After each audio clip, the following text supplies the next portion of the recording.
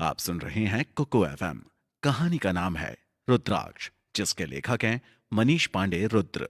RJ Manish. और RJ पूजा की आवाज में कुकू कुकू एफएम। एफएम।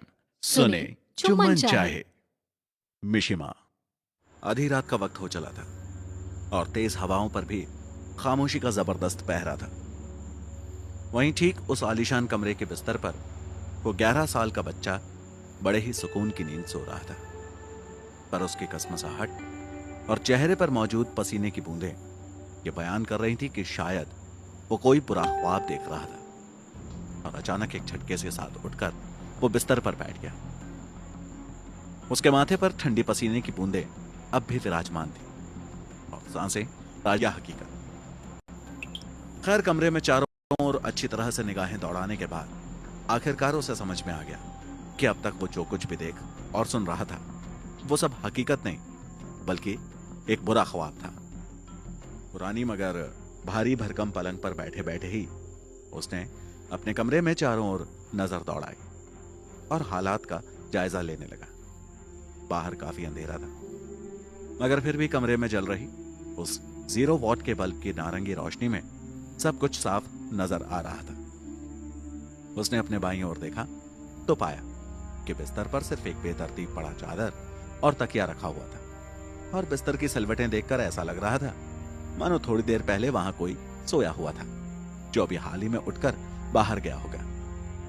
हालांकि कमरे का दरवाजा ठीक से बंद था, फिर भी सिटकनी नीचे थी। मतलब वो जो कोई भी था फिलहाल कमरे से निकलकर कहीं बाहर गया हुआ था। इस अजीब से हालात में वो डरा सहमा सा लड़का कुछ सोच विचार कर ही रहा था कि अचानक कमरे में दाहिनी ओर मौजूद वो खिड़की खुल गई और उस खिड़की से उस कमरे में एक साथ तेज हवाओं के कुछ झोंकों ने प्रवेश किया। कौन है? उस लड़के ने अपनी सहमी हुई आवाज में उस खिड़की की ओर देखते हुए पूछा। शायद उसे वहां खिड़की के बाहर किसी की मौजूदगी का एहसास हुआ था, पर यह कैसे मुमकिन था? वो तो दूसरी मंजिल पर था और इसलिए खिड़की से बाहर वहां किसी के मौजूद होने का इतना कुछ सोच और समझ नहीं सकता था, क्योंकि डर और आश्चर्य के मारे सिकड़ी हुई उसकी आंखें अब भी उसी खिड़की की ओर मुड़ी हुई थी। मिशी, मिशी तुम हो क्या? उस बच्चे ने उसी खुली हुई खिड़की की ओर देखते हुए एक बार फिर से सवाल किया, पर इस बार भी उसे कोई जवाब नहीं मिला और इसलिए इस बार वो खुद बिस्तर से नीचे उतर गया और धीरे धीरे कदम बढ़ाता हुआ उस खुली हुई खिड़की की ओर बढ़ने लगा। उसकी उम्र कम थी, दिल मासूम था और चेहरे पर डर और घबराहट भी मौजूद थी, पर साथ ही गजब का दुस्साहसी था वो, जो यूं इतने डरावने माहौल में भी उस खिड़की की ओर बढ़ा चला जा रहा था और वो भी एकदम अकेले। खैर, धड़कते दिल के साथ वो उस खिड़की के पास पहुंचा और वहां पहुंचकर उसने ध्यान से अपने चारों ओर देखा। वहां कोई भी नहीं था, बावजूद इसके कि उसे अब भी वहां किसी की मौजूदगी का एहसास हो रहा था। और अचानक एक बार फिर एक ठंडी हवा का झोंका आया जो उसके कोमल शरीर को बेधता हुआ चला गया। एक पल के लिए तो वो भी डर के मारे से हर उठा, पर इस बार भी उसने गजब की हिम्मत दिखाई और वहीं खिड़की के पास रखी टेबल पर चढ़कर उसने वो खुली हुई खिड़की बंद कर दी। खिड़की बंद करने के साथ ही वो दोबारा अपने बिस्तर की ओर मुड़ गया जो अब बिल्कुल खाली था और फिर उसकी नजरें कमरे में एक पुरानी अलमारी और फर्नीचर से होते हुए दरवाजे पर जा टिकी। इस बार वो सीधा दरवाजे की ओर बढ़ने लगा और कुछ कदम आगे बढ़ने के बाद वो दरवाजे के एकदम करीब पहुंच गया। दरवाजे के पास पहुंचकर उसने अपना हाथ दरवाजे के हैंडल की ओर बढ़ा दिया और अभी वो दरवाजा खोलने ही वाला था कि अचानक उसके हाथ उसी दरवाजे के हैंडल पर जाम होकर रह गए। अब वो दरवाजा खोलने के बजाय दरवाजे के पास कान लगाकर कुछ सुनने की कोशिश कर रहा था। शायद उसे बाहर किसी की आवाज सुनाई दे रही थी और यकीनन इस बार ये उसका कोई वहम नहीं था।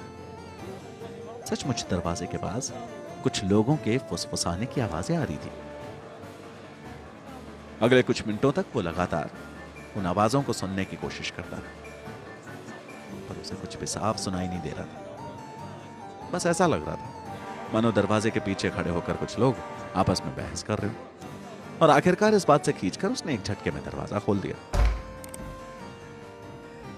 पर एक बार फिर उसे गहरा आश्चर्य हुआ, क्योंकि बाहर दरवाजे के पार वहां कोई भी मौजूद नहीं था। और इस बात से हैरान वो दरवाजा पार करने के बाद उसने खुद को एक बड़े से बंगले के हॉल में खड़ा पाया, जिसके दोनों ओर कई सारे कमरे नजर आ रहे थे, और साथ ही सीढ़ियां भी जो दोनों ओर गोल घुमावदार इस तरीके से बनाई गई थी कि उतरने वाला किसी भी तरफ से उतरे वो पहुंचेगा सीधा नीचे बने हॉल में। बहरहाल अगले कुछ पलों तक वहीं खड़े रहकर उसने वो फुसफुसाने की आवाज दोबारा सुनने की कोशिश की, जो अब भी उसके कानों तक आ तो रही थी मगर बेहद धीमी, शायद इस बार बाईं ओर से। और यही सोचकर वो बाईं ओर मुड़ गया। वो बंगला काफी बड़ा और डरावना नजर आ रहा था, और बड़ी हैरानी की बात थी कि इस पूरे बंगले में वो 11 साल का बच्चा यूं अकेला भटक रहा था। बार बार उसे वहां अपने आसपास किसी की मौजूदगी का एहसास हो रहा था, मानो वहां कोई ऐसा था जो उसका पीछा कर रहा था। पर फिर भी वो बच्चा बिना डरे आगे बढ़ रहा था, और इस बार यूं ही आगे बढ़ता हुआ वो सीढ़ियों पर पहुंच गया और वहां पहुंचकर एक पल के लिए रुक गया। ठीक उसी पल रुकने के बाद उसने तेजी से पीछे की ओर अपनी गर्दन घुमाई, पर वहां उसे कोई नजर नहीं आया, जबकि उसे बार बार ऐसा लग रहा था मानो कोई उसका पीछा कर रहा और उस पर हर पल नजर रखे हुए हो। खैर ये शायद उसका वहम था, और उसे भी ऐसा ही लगा, इसलिए एक बार फिर उसने आगे बढ़ने का फैसला किया और सीढ़ियों से नीचे उतरने लगा। मिशिमा, एक बार फिर उसने अपनी थरथराती हुई जुबान से अपनी मां को पुकारा, पर वो जवाब नहीं दे रही थी। लेकिन फिर भी वो बच्चा बिना डरे आगे बढ़ता ही जा रहा था। आखिरी पायदान पर से उतरने के बाद उसने सामने नजर आते मुख्य दरवाजे की ओर देखा, जो अंदर से बंद था, और फिर उसने दाईं ओर नजर घुमाई, जहां आगे चलकर किचन मौजूद था। शायद किचन में होगी मिशिमा, उसने मन ही मन सोचा, और किचन की ओर चल पड़ा, बावजूद इसके कि वहां काफी अंधेरा था, इतना कि 1-2 हाथ की दूरी तक का दृश्य ही नजर आता था। मगर फिर भी वो बेझिझक आगे बढ़ रहा था। भगवान जाने उसके दिल में किसी बात का खौफ था भी या नहीं। जो भी हो, वो अपनी मां को ढूंढता हुआ किचन की ओर बढ़ने लगा कि तभी अचानक उसे एहसास हुआ मानो कोई बेहद तेजी के साथ उसके पीछे से गुजरा, ऐसे जैसे कोई हवा का झोंका। और जितनी तेजी से घटना घटित हुई उतनी ही तेजी से वो पीछे की ओर मुड़ गया, पर उसे वहां कोई भी नजर नहीं आ रहा था। हालांकि सीढ़ियों के दाएं ओर, यानी कि उसके ठीक सामने गैलरी के पार देखकर ऐसा लग रहा था मानो वहां कोई साया मौजूद हो, पर यह सिर्फ बस एक पल के लिए लगा, क्योंकि अगले पल जब उसने मारे हैरत के पलके झपकाई और दोबारा देखा तो वहां कुछ भी नहीं था। मिशिमा, तुम हो क्या? एक बार फिर अपनी मां को आवाज दी, पर इस बार भी उसे कोई जवाब नहीं मिला। ठीक उसके सामने जहां एक पल पहले उसे वो साया नजर आया था, वहां कमरे का दरवाजा खुला हुआ था, और उसके भीतर से हल्की पीली और नारंगी रोशनी छनकर बाहर आ रही थी। मिशिमा, अपनी अम्मा को आवाज लगाता हुआ वो लड़का तेजी से उस ओर दौड़ा, और सीढ़ियों के बगल में मौजूद उस सकरी सी गैलरी को दौड़कर पार करने के बाद अब वो उस कमरे के सामने खड़ा था। अगले कुछ पलों तक वहीं खड़ा वो कुछ सोचता रहा, और आखिरकार कुछ तय करने के बाद उसने दरवाजे को थोड़ा धक्काकर थोड़ा और खोला और उस कमरे में प्रवेश कर गया। कमरे में मध्यम रोशनी का हल्का पीला सा बल्ब जल रहा था, जो जल कम रहा था और किसी बुझते हुए दिए की तरह टिमटिमा ज्यादा रहा था। बावजूद इसके कमरे का पूरा वातावरण उसे साफ नजर आ रहा था। भले ही वो कमरा बड़ा था, पर वहां मौजूद चीजें और उनकी हालत ये साफ बयान कर रही थी कि इस बड़े और वीरान बंगले में मौजूद इस कमरे का उपयोग किसी स्टोर रूम की तरह किया जाता था, जहां चारों ओर ढेर सारे पुराने फर्नीचरों, टूटे फूटे खिलौनों, पुरानी किताबों और कई बिना मतलब की चीजों की भरमार थी। और वहीं एक कोने में एक काठी का छोटा सा घोड़ा भी रखा हुआ था, जिसकी डरावनी सी परछाई सामने की दीवार पर बन रही थी। यकीनन इस वक्त यहां मौजूद किसी भी इंसान की हालत पूरी तरह खराब हो सकती थी, पर फिर भी वो बच्चा वहां खड़ा चारों ओर देख रहा था। उसे वहां किसी की तलाश थी, शायद अपनी मिशिमा की, और इसी तलाश में भटकती हुई उसकी नजरें उस काठ के घोड़े और दीवार पर बनती उसकी परछाई पर पड़ी। और इससे पहले कि वो उसे छोड़ किसी और चीज की ओर देखता, अचानक दीवार पर बने उस घोड़े की परछाई के साथ एक और परछाई दिखी, जो यकीनन किसी औरत की थी, और वो उस घोड़े पर बैठी हुई थी। ये दृश्य देखते ही उसके रोंगटे खड़े हो गए और पूरी तरह डरे सहमे उस बच्चे ने परछाई से नजरें हटाकर उस काठी के घोड़े की ओर देखा, पर उस पर कोई भी नहीं था, जबकि उसकी परछाई में अब भी वो औरत उस पर बैठी हुई दिख रही थी और झूल रही थी। उसके लंबे बिखरे हुए बाल हवा में उड़ते नजर आ रहे थे और वो शायद कुछ गा रही थी। लकड़ी की काठी, काठी पे घोड़ा, घोड़े की दुम पे जो मारा हथौड़ा, दौड़ा दौड़ा दौड़ा घोड़ा, दुम उठा के दौड़ा। डर के मारे कांपते हुए उसने एक बार फिर परछाइयों से नजर हटाकर उस काठी के घोड़े की ओर देखा, और इस बार वो सचमुच उस घोड़े पर बैठी नजर आ रही थी। बल्ब की नारंगी रोशनी में उसका चेहरा नजर आ रहा था, जो खून से सना दिख रहा था। वो उस काठी के घोड़े पर झूल रही थी और फिर अचानक उस बच्चे ने उसे पुकारा, मिशिमा। उस बच्चे की आवाज सुनते ही काठी के घोड़े पर बैठी वो औरत फौरन उसकी ओर घूम गई। उसने अपनी खून सी लाल आंखों से उस बच्चे को घूर कर देखा। एक पल पहले वो औरत उस काठी के घोड़े पर बैठी हुई थी और अगले ही पल वो उसके सामने खड़ी थी। उसका वो डरावना, बेहद डरावना चेहरा उस बच्चे की आंखों से बस इंच भर की दूरी पर था। वो चेहरा उसके अपने चेहरे के इतने करीब था कि वो उस चेहरे पर नजर आते गुस्से और दर्द तक को साफ महसूस कर पा रहा था। ये भयानक दृश्य देखकर उस बच्चे के होश उड़ गए और इससे पहले कि उसकी समझ में कुछ भी आता, वो बुरी तरह से चीख उठी।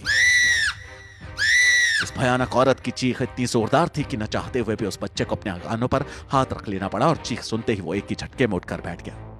आंखें खुलते ही उसने जोर जोर से सांसें लेते हुए अपने चारों ओर देखा और पाया कि चारों ओर गहरा अंधकार पसरा हुआ था। बहरहाल वो चीख अभी तक उसके कानों में गूंज रही थी और वो खौफनाक चेहरा अब भी उसकी नजरों के सामने घूम रहा था। आंख खुलने के कुछ मिनटों बाद जब उसकी आंखें देखने लायक हुई तो उसने खुद को ठीक उसी कमरे में एक सोफे पर बैठा हुआ पाया जिस पर वो कई घंटों पहले बैठा था। और यह बात याद आते ही उसने सामने मौजूद पलंग पर नजर डाली, जहां वो बच्चा अभी भी चैन से सो रहा था, जो थोड़ी देर पहले तक उस बंगले में भटकता हुआ नजर आ रहा था। रुद्र क्या हुआ? तुम वापस क्यों आ गए? अचानक उस कमरे में किसी लड़की की आवाज आई और फिर वो 20-22 साल की लड़की बदहवास सी भागती हुई रुद्र के पास आई, जो फिलहाल अपनी बढ़ी हुई धड़कनों पर काबू पाने की कोशिश में लगा हुआ था। मैं ठीक हूं माहिरा, रुद्र ने धैर्यपूर्वक जवाब दिया। तब तक माहिरा, जो करीब 5 फुट 9 इंच लंबी तीखे नैन नक्श वाली हल्की सांवले रंगत की लड़की थी, बावजूद इसके वो भलाकी से खूबसूरत लगती थी। उसके एकदम पास आ चुकी थी और पूरी तरह घबराई हुई उसे यूं देख रही थी मानो वो रुद्र के शरीर पर किसी तरह के चोट के निशान ढूंढने की कोशिश कर रही। पर जब उसे ऐसा कोई निशान नजर नहीं आया तो उसे यकीन हो गया कि रुद्र ठीक था। उसकी यह हरकत भले ही अजीब थी, पर उसका तरीका देखकर साफ पता चल रहा था कि उसे इस चीज की आदत थी। यानी अक्सर उसे रुद्र के शरीर पर चोटों के निशान या घाव नजर आते थे, पर आज ऐसा कुछ नहीं था। और यह देखकर वो जितनी हैरान थी उतनी ही खुश भी। बहरहाल इसी बीच किसी ने कमरे की लाइट्स ऑन कर दी और वो कमरा अचानक सफेद दूधिया रंग के प्रकाश से भर गया।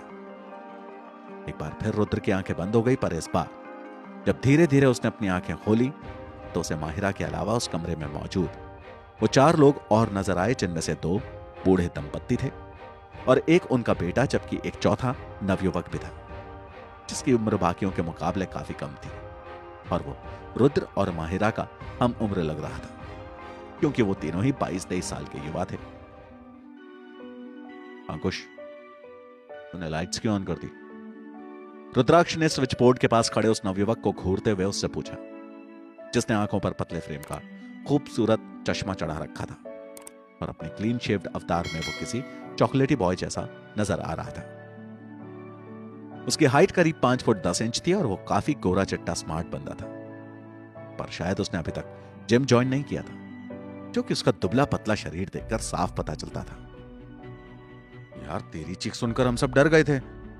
हमें लगा तू किसी प्रॉब्लम में है, इसलिए जब हमने कैमरे में देखा तू बिना काम खत्म किए वापस आ गया तो हम थोड़े परेशान हो गए और फिर मैंने लाइट्स ऑन कर दी। उस लड़के अंकुश ने दरवाजे के पास मौजूद बड़े से कैमरे की ओर इशारा करते हुए कहा, जिसमें यकीनन कमरे का सारा दृश्य रिकॉर्ड किया जा रहा था और इसका मतलब वो एक नाइट विजन कैमरा था।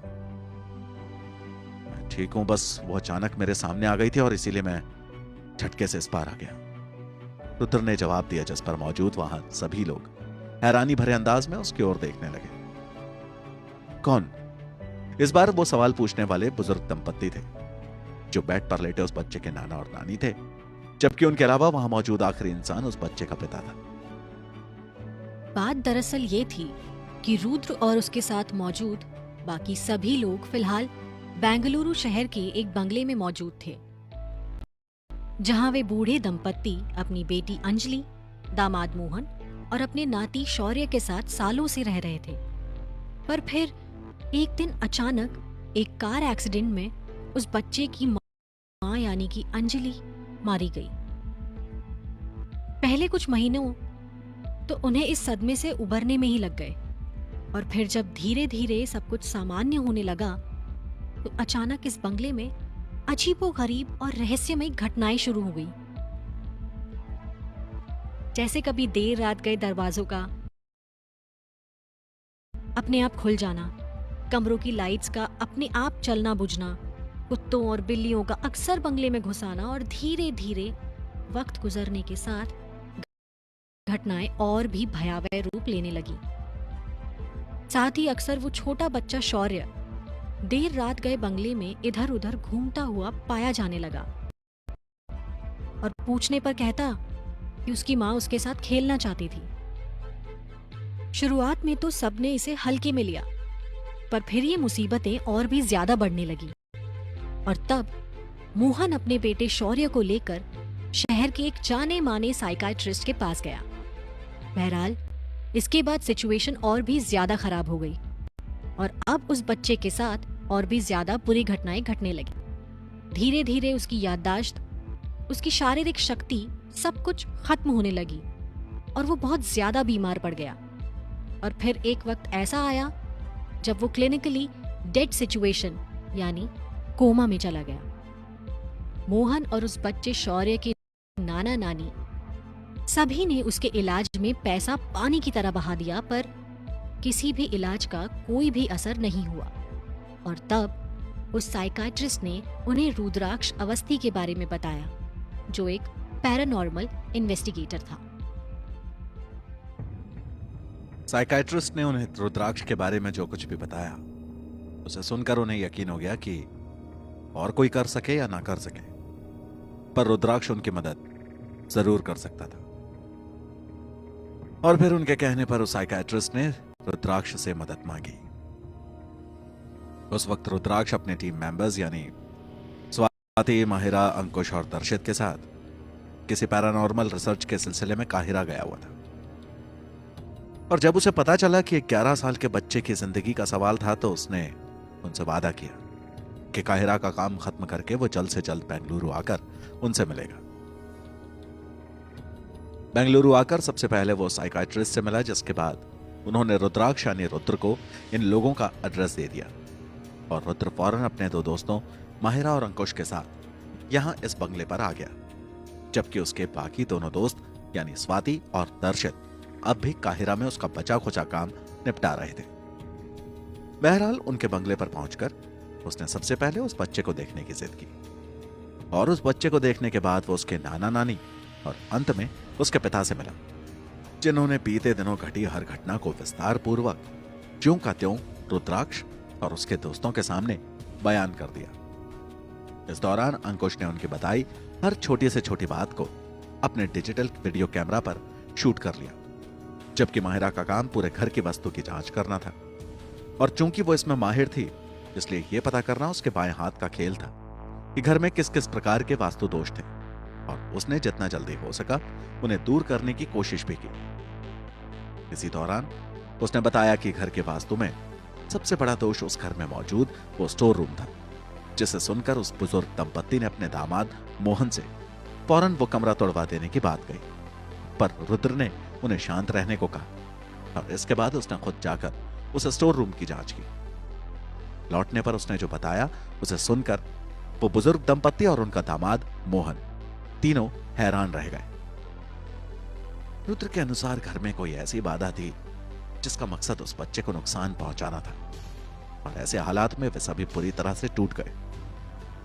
पर रुद्र और उसके दोस्तों ने उन्हें हिम्मत दी और उसने उन लोगों से वादा किया कि वो किसी भी कीमत पर उनके बच्चे को वापस सही सलामत लेकर आएगा।